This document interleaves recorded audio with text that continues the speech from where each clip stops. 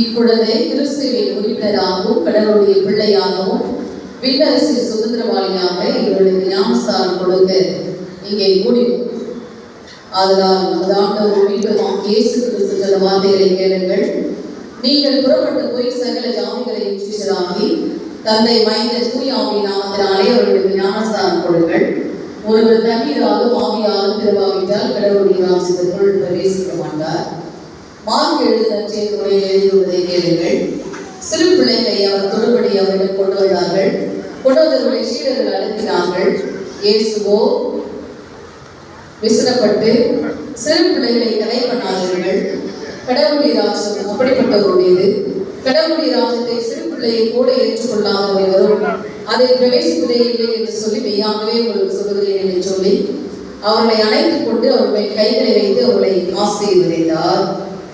பிரியமானவர்களே, ஞானஸ்தானம் பெறுவதற்கு பிள்ளையை கொண்டு வந்திருக்கிற நீங்கள் ஞானஸ்தானத்துக்குரிய வாக்குறுதிகளை அறிக்கை செய்வதும் கிறிஸ்துவின் வழியில் இக்குழந்தையை வளர்க்க வாக்கு கொடுப்பதும் உங்கள் தலையாகிய கடமையாயிருந்தது. எனவே நான் உங்களிடம் கேட்கும் கேள்விகளுக்கு கடவுளுக்கு முன்பாகவும் அவரை திருச்சபைக்கு முன்பாக உண்மையாய் மறுமொழி சொல்ல கேட்டுக்கொள்ளப்படுகிறீர்கள். நீங்கள் பிதா குமாரன் பரிசுத்த ஆவியாகிய ஒரே கடவுளை விசுவாசிக்கிறீர்களா? அப்போஸ்தலர் எசேயா விசுவாச பிரமாணங்களின் அடிப்படையில் என் போதனைகளும் விசுவாசம் இருக்கும் என்பதை விசுவாசிக்கிறீர்களா? இக்குழந்தை கிறிஸ்துவ குடும்பத்தில் வளரவும் இவர் கிறிஸ்துவை தன் மீட்பராக அறிந்து கொள்ளத்தக்கதாக இக்குழந்தைக்கு இடரல் உண்டாகாதபடி உங்கள் வாழ்க்கையை ஒழுங்காக நடத்த முயற்சி செய்வீர்களா? ஆவினால் விசுவாசத்தை உயர்ற்றி கர்த்தரை பந்தியில் பங்கு பெறவும் திருச்சபை அந்யோன்யத்தில் கடவுளை உண்மையாய் சேவிக்க உலகில் செல்லவும் உதவியாக இருக்கும்படி இவர் பிற்காலத்தில் திருச்சபை முழு உறுப்பினராக, அதாவது திடப்படுத்த பெற இக்குழந்தையை நீங்கள் உற்சாகப்படுத்தீர்களா? திருச்சபையார் அவர்கள் எழுதியிருப்போம். பிரியமானவர்களே, இவர்களும் உங்கள் மத்தியில் ஏழை பிள்ளைகளும் கிறிஸ்துவை பற்றிய அறிவிலும் அன்பிலும் வளருவதற்கு ஏதுவாக நீங்கள் கிறிஸ்துவை திருச்சபை உறுப்பினராக உங்கள் அழைப்புக்கு உண்மையுள்ளவர்களாக இருக்கிறீர்களா? திருச்சபையார் மறுமொழி சொல்வோம். கர்த்தருடைய ஒத்தாசையுடன் அப்படியே நடப்போம். எங்கள் ஐக்கியத்தில் இப்பிள்ளையை ஏற்றுக்கொள்கிறோம். ஆமென். ஜெபம் செய்வோம். சபையார்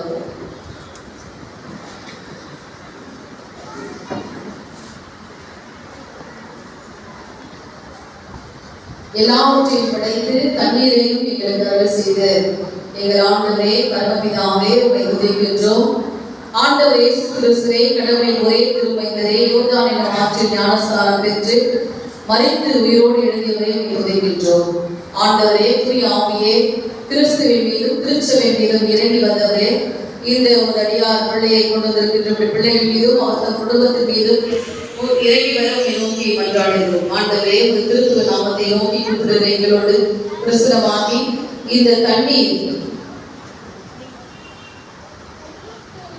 பாவத்தை கழுவி சுத்திகரிக்க காட்டவும், இதை ஞானஸ்தானம் பெறுகிற இந்த குழந்தை மறுபடியும் பிறந்து நித்திய ஜீவனை பெறும்படி இந்த தண்ணீரையும் குழந்தையும் குடும்பத்தை ஆசீர்வதிக்க வேண்டும் என்று மன்றாடுகின்றோம்.